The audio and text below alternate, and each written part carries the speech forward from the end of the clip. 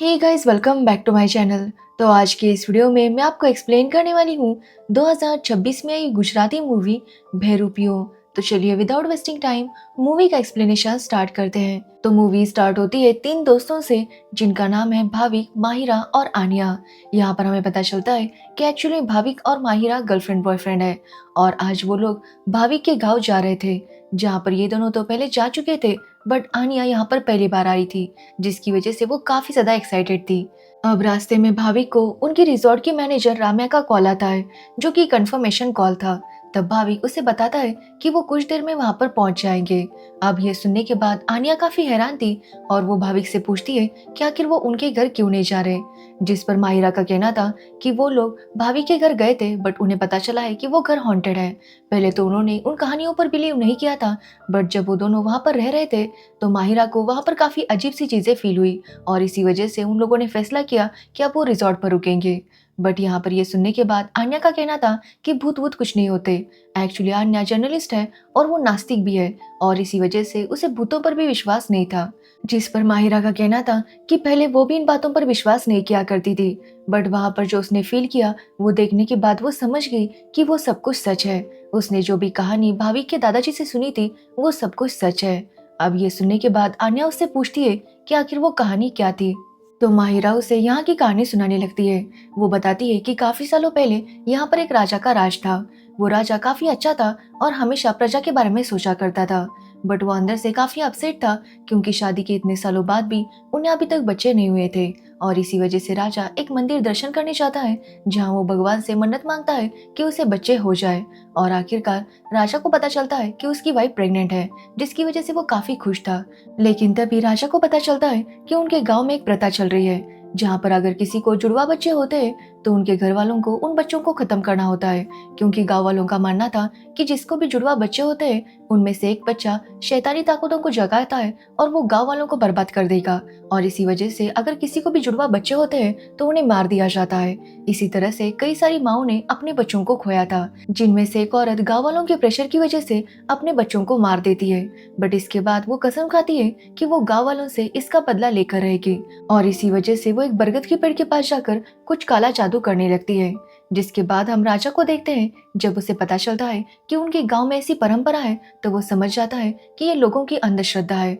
वो गांव वालों को समझाने की कोशिश करता है कि कोई भी बच्चा शैतानी ताकतों को नहीं जगाएगा, बट गांव वालों के मन में अंधश्रद्धा इतनी गहरी थी कि वो राजा की बातों पर बिलीव नहीं करते। जिसके कुछ दिन बाद राजा को भी जुड़वा बच्चे होते हैं। अब राजा को जब ये बात पता चलती है तो वो काफी डर जाता है कि कहीं गांव वाले उसके बच्चों को भी ना मार दे।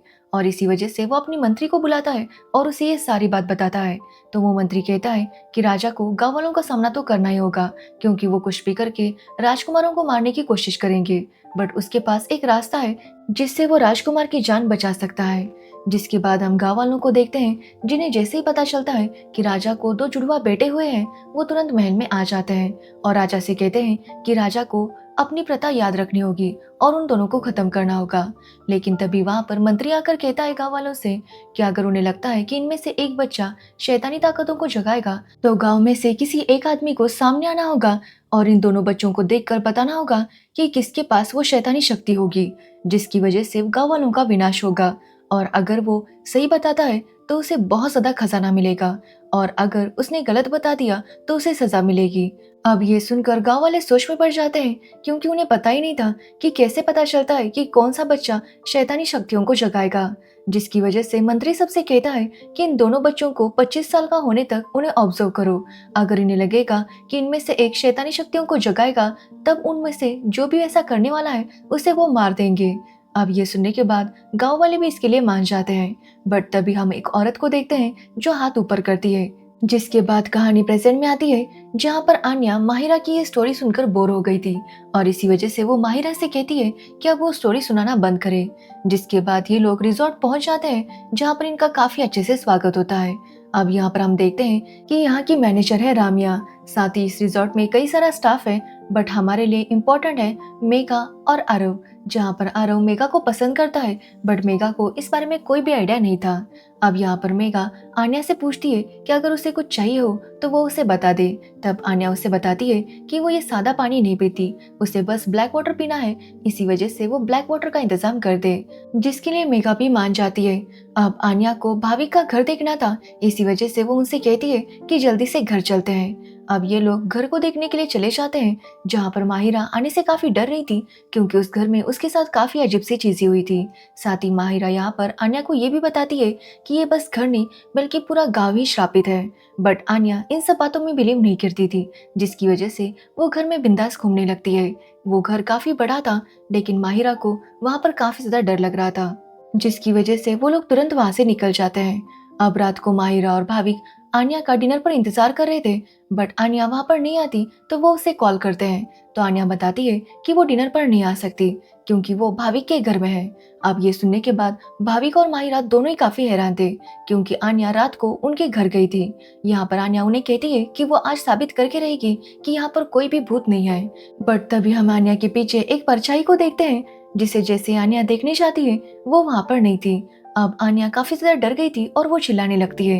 ये देखकर माहिर और भाविक समझ जाते हैं कि आन्या कोई मुसीबत में है, और इसी वजह से वो तुरंत भाविक के घर जाने के लिए निकलते हैं।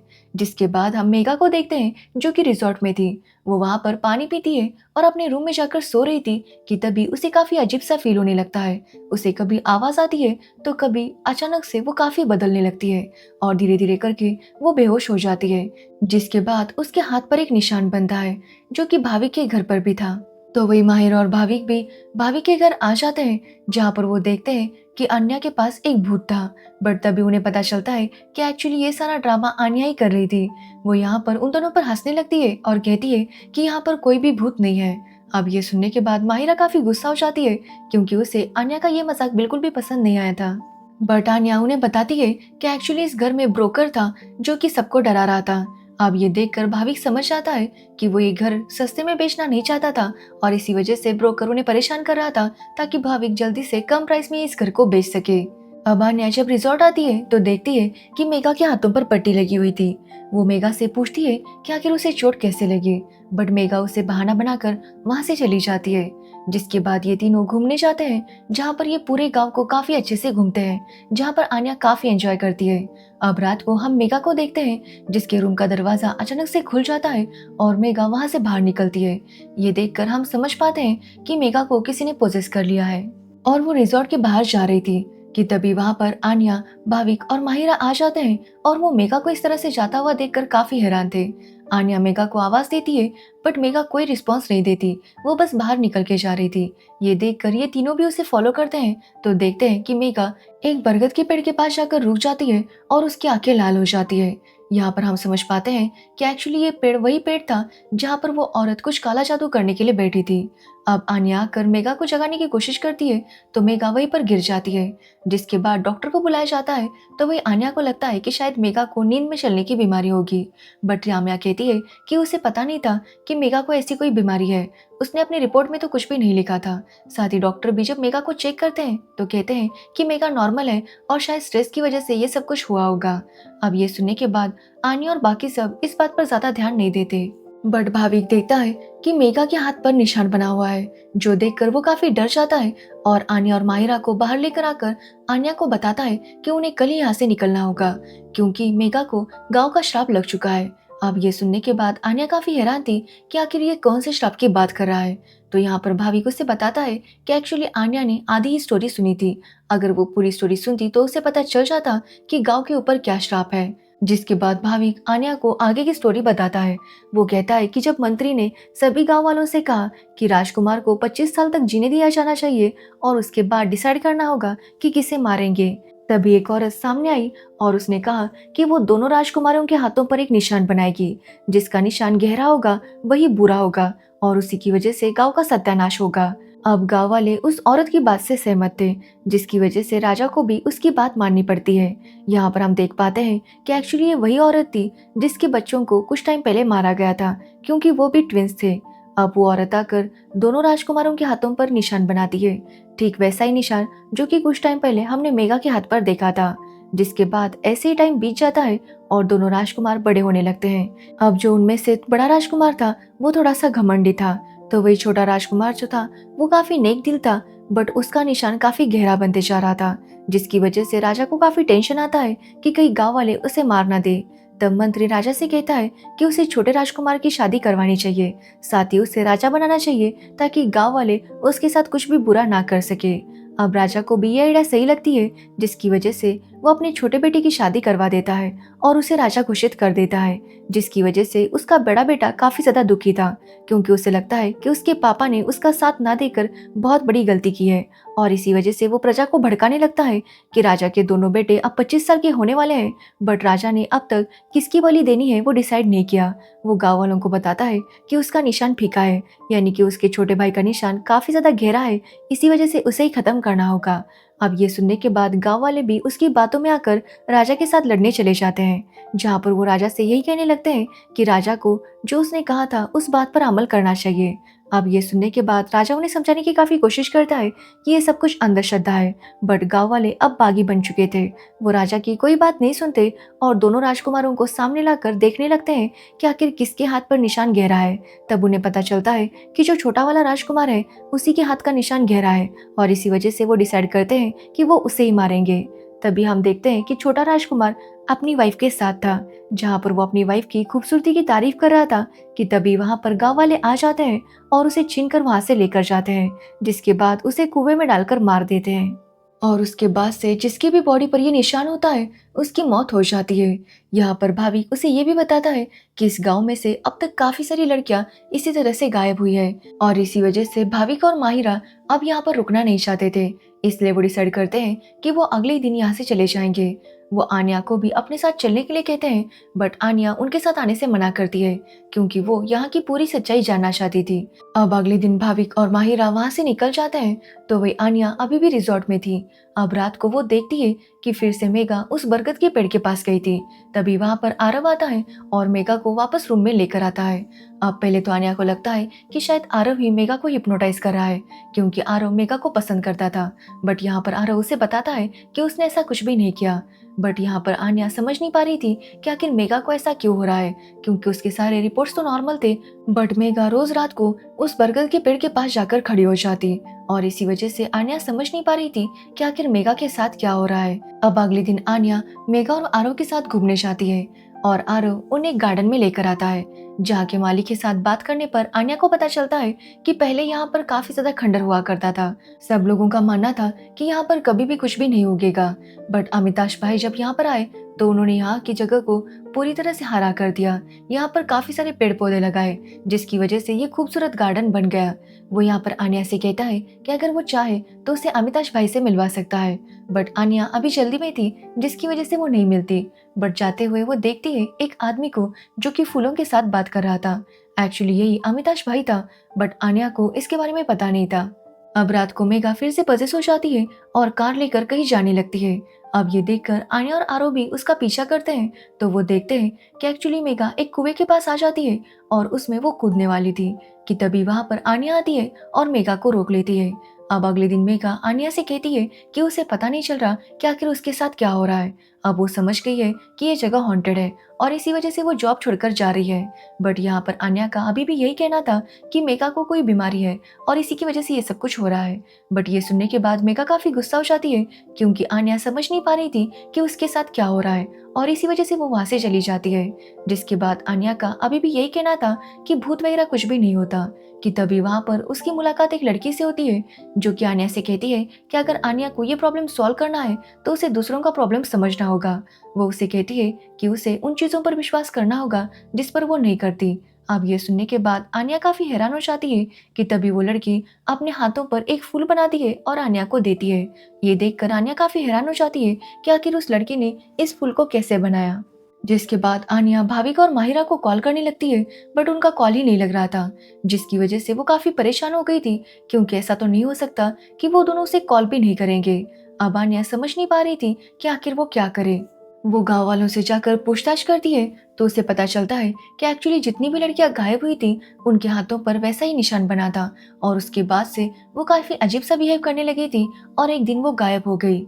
अब ये सुनने के बाद आन्या बहुत ज्यादा शॉक हो जाती है, क्योंकि इतनी सारी लड़कियां गायब हो गई थी बट अभी तक किसी को भी पता नहीं चला था कि वो लड़कियां कहाँ गई है। और इसी वजह से वो पुलिस के पास जाती है ताकि उसे कुछ इन्फॉर्मेशन मिल जाए। बट पुलिस ऑफिसर भी उसे यही बताता है कि उन्होंने इस केस को सॉल्व करने की काफी कोशिश की बट उनके हाथ कोई भी सबूत नहीं लगा, जिसकी वजह से वो समझ ही नहीं पाए कि आखिर वो लड़कियां गई कहाँ है। कि तभी वहां पर एक हवलदार आता है और इंस्पेक्टर को बताता है कि शैतान जाग चुका है। जो सुनकर आन्या इंस्पेक्टर से पूछती है कि आखिर ये शैतान कौन है। तो इंस्पेक्टर कहता है कि खंडरों में एक आदमी बैठकर कुछ ब्लैक मैजिक करता रहता है और लोग उसी को शैतान कह के बुलाते हैं। अब ये सुनने के बाद आन्या को लगता है कि ये सब कुछ भी बकवासी होगा और इसी वजह से वो वहां से निकल जाती है।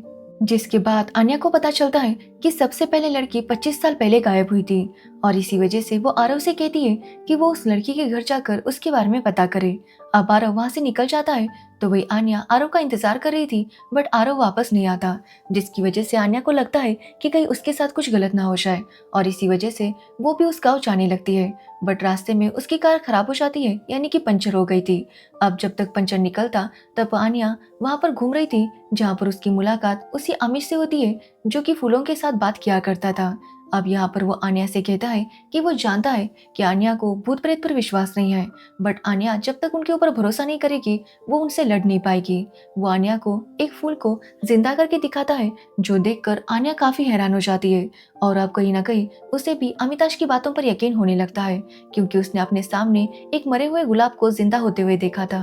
अब अमिताश ने आन्या से कहा था कि उसे म्यूजियम जाकर राजा के बारे में और ज्यादा जानना चाहिए, और इसी वजह से वो वहां पर जाती है। तो वहां पर जो फोटो थी वो देखकर वो काफी शॉक थी, क्योंकि उस म्यूजियम में जो फोटो था राजा की फैमिली का, वो देखकर उसे पता चलता है कि एक्चुअली छोटे राजकुमार की जिस लड़की के साथ शादी हुई थी वो दिखने में बिल्कुल रिजॉर्ट की मैनेजर राम्या की तरह ही थी। ये देखकर आन्या को लगता है कि शायद राम्या उस छोटे राजकुमार की वाइफ शकुंतला का पुनर्जन्म है, और इसी वजह से वो अपने पति का बदला लेने के लिए लड़कियों को इस तरह से मार रही है। जिसके बाद वो तुरंत राम्या को ढूंढने लगती है बट राम्या छुट्टी पर थी। अब रात को आन्या फिर से देखती है कि मेघा फिर से उस कुएं के पास आती है और फिर से वो कुएं में कूदने की कोशिश करती है। ये देखकर आन्या उसे रोकती है, लेकिन तभी वहां पर आन्या के ऊपर हमला होता है, जो कि किसी और ने नहीं बल्कि राम्या ने किया था। वो फिर से मेघा को पोजेस करती है और उसे कहती है कि वो कुएं के पास जाकर खड़ी हो जाए और कुएं में कूद जाए। अब ये देखकर आन्या राम्या से कहती है कि वो ये सब करना बंद करे। तो राम्या उसे कहती है कि वो उसके बीच आना बंद करे, नहीं तो जैसे उसने उसके दोस्तों को मारा है उसे भी मार देगी। अब ये सुनने के बाद आन्या समझ जाती है कि राम्या ने भाविक, माहिरा और आरव तीनों को मार दिया था, और इसी वजह से वो राम्या पर काफी गुस्सा हो जाती है। वो राम्या को काफी बातें सुनाती है बट राम्या का कहना था कि वो ये सब कुछ अपने प्यार के लिए कर रही है। अब यहाँ पर हमें पता चलता है कि जब छोटे राजकुमार को मारा गया था तब वो अपनी वाइफ के साथ था, और उसकी वाइफ के पास से उसे छीनकर उस कुएं में डाल दिया गया था। ये देखकर शकुंतला उस कुएं के पास आई ताकि वो खुद को भी खत्म कर सके। कि तभी वहां पर उसके पति की आत्मा आई और उसने शकुंतला को ऐसे करने से रोका। उसने शकुंतला से कहा कि वो उससे मिलने के लिए ऐसे ही आता रहेगा और उन दोनों का प्यार ऐसे ही बढ़ता रहेगा। अब ये सुनने के बाद शकुंतला ने उससे कहा कि कुछ दिनों में वो बूढ़ी हो जाएगी और उसके बाद वो दोनों कैसे मिल पाएंगे।